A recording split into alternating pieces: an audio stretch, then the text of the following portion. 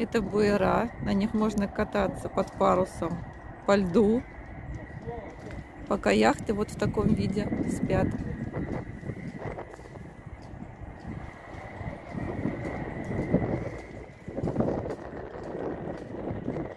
Слышно, как ветер свистит в мачтах.